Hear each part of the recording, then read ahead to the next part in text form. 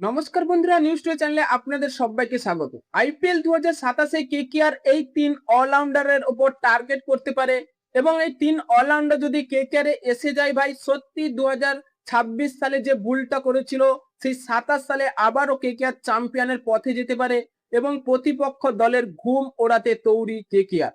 হ্যাঁ বন্ধুরা, কোন সেই তিন অলরাউন্ডার যে কেকেআর টার্গেটে রাখছে এবং তারা যদি আসে প্রতিপক্ষের যে ঘুম ওড়াবে, তাই নিয়ে আজকের আমরা আলোচনা করব। তাই কেকেআর এর ফ্যান হলে ভিডিওটিকে করো লাইক এবং ভিডিওর কমেন্ট বক্সে লিখে জানিয়ে দাও আমি কেকেআর। হ্যাঁ বন্ধুরা, প্রথমে যে ক্রিকেটারের নাম উঠে আসছে সেটা হচ্ছে হার্দিক পান্ডিয়া। কারণ এই হার্দিক পান্ডিয়াকে যদি কেকেআর পেয়ে যায়, তাদের তিনটে যে ফরম্যাটের অভাব রয়েছে ভাই, প্রথম যে ক্যাপ্টেন্সি, সেই ক্যাপ্টেন্সির অভাবটা মিটে যাবে এবং কেকেআর এর ফিনিশিং রূপে ক্রিকেটার হার্দিক পান্ডিয়া এবং তার থেকে বোলিং অ্যাটাক পেয়ে যাবে বা শক্তিশালী বাড়াবে। তাই কেকেআর হার্দিক পান্ডিয়ার জন্য অবশ্যই 2027 সালে ঝাঁপাতে চলেছে, কারণ তাদের যে কোনো পরিস্থিতিতে হার্দিক পান্ডিয়াকে দরকার।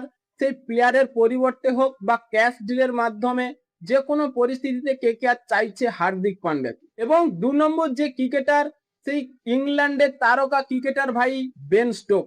কারণ বেন স্টোক তাদের জাতীয় দল অর্থাৎ টেস্ট ম্যাচ থেকে তিনি অবসর নিয়েছে এবং শোনা যাচ্ছে নাকি তিনি এবার আইপিএল এর মতো মঞ্চে নাম লেখাতে চলেছে। তাই আইপিএল 2027 মিনি অকশনে যদি বেন স্টোক আসে, অবশ্যই কেকেআর চাইবে তাকে নেওয়ার জন্য। কারণ কেকেআর এর অলরাউন্ডারের ভাগ যদি বেশি হয়, সেখান থেকে কেকেআর যে অ্যাডভান্টেজটা পাবে, কারণ এই অলরাউন্ডাররা কেকেআর এর হয়ে বোলিং অ্যাটাকে ধার বাড়াবে এবং ব্যাটিং অর্ডারেও ধার বাড়াবে। কারণ বেন স্টোক একটা সময় বিশ্বের 1 নম্বর অলরাউন্ডার ছিলেন এবং টি-20 ক্রিকেটে রাজ করে বেড়াতো। তাই কেকেআর যদি সেই বেন স্টোককে আনতে পারে, তাহলে তাদের যে ফিনিশিং রূপের অভাবটা রয়েছে, আন্দ্রে রাসেল যা অবসর নিয়েছে, তাদের যে ফিনিশার সেই একাই রিঙ্কু সিং সামলাচ্ছে। তাই সেখানে বেন স্টোক পেয়ে যাবে, হার্দিক পান্ডিয়া পেয়ে যাবে এবং 3 নম্বর ক্রিকেটার সেই মার্কো জনসন। হ্যাঁ বন্ধুরা, এই মার্কো জনসন যে দুর্দান্ত বোলিং করে থাকেন, ব্যাটিংও করে থাকেন। কারণ এই 6 ফুট 8 ইঞ্চির ক্রিকেটার যে পাঞ্জাব কিংসের হয়ে খেলছে, তিনি 2026 সালে ভালো পারফরমেন্স করতে পারেনি বলে তাকে ছেড়ে দেওয়া হচ্ছে।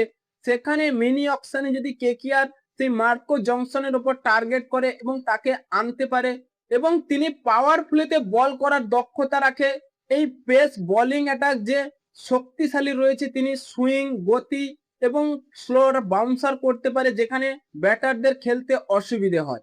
এবং এই মার্কো জনসন যখন ব্যাটিং এ লাভে ভাই, সত্যি যে 6 ফুট 8 ইঞ্চির একটা ব্যাটিং, যে বলগুলো কানেক্ট করে সেগুলো মাঠের বাইরে বের করে দেয়। তাই কেকেআর যে অ্যাজ এ ফিনিশার রূপে সেই মার্কো জনসনকে পেয়ে যাবে, হার্দিক পান্ডিয়া এবং বেন স্টোক। হ্যাঁ বন্ধুরা, কেকেআর যদি এই তিন অলরাউন্ডারকে আনতে পারে, তাহলে প্রতিপক্ষ দলের ঘুম ওড়াতে চলেছে এবং 2024 সালে যে চ্যাম্পিয়ন হয়েছিল কেকেআর, সেই আন্দ্রে রাসেলের অভাব তাই এই তিন ক্রিকেটারের মধ্যে রয়েছে। তাই কেকেআর কি পারবে 2027 মিনি অকশনে এই তিন ক্রিকেটারকে আনতে? তাই এখনই আপনাদের মতামত কমেন্ট বক্সে লিখে জানিয়ে দিন এবং চ্যানেলটি সাবস্ক্রাইব করে আমাদের পাশেই থাকুন। ভিডিওটি শেষ পর্যন্ত দেখার জন্য আপনাকে অসংখ্য ধন্যবাদ।